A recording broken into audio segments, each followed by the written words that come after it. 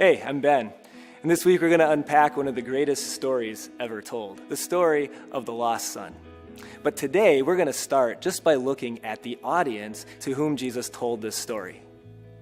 The audience to whom you tell a story is really important. For instance, if I had a 3-year-old on my lap, I probably wouldn't tell him a gory war story or a passionate love story, but instead I'd tell him a story that would be on his level as a 3-year-old.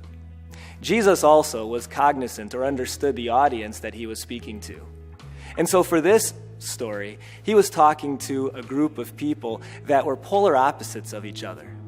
On the one hand, the Bible describes part of that group as being sinners and tax collectors. We're all sinners. But the sinners here talked about are people who, because of their sinful lifestyle, they were looked upon as being less important and not as good as those in the common society and culture. On the other hand, we have Pharisees and the teachers of the law. Pharisees, I guess, could be best described as the church leaders of the day. As you can tell, polar opposites. And so the Pharisees and the teachers of the law, they were very upset with Jesus. It says that they were muttering about him. They were wondering why Jesus spent so much time hanging out at times with sinners and tax collectors. And was it because he condoned their sin? Jesus never condoned sin. And that wasn't the case for him here either. But the Pharisees are wondering, well, then why doesn't he ream them out? Why does he spend so much time with them? Doesn't he care?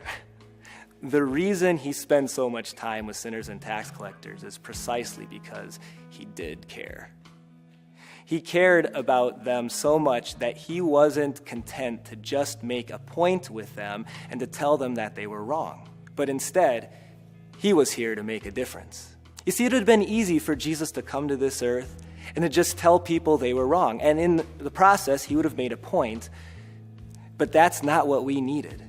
What we needed was Jesus to come to this earth, to call sin, sin, but then to make a difference, to make an eternal impact.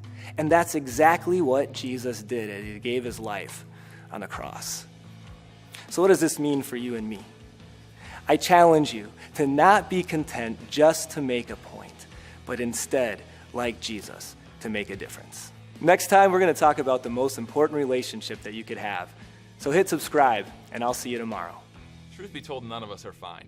We all are hurting, broken, aching on the inside, a change that we desperately want to make, but we just don't know how.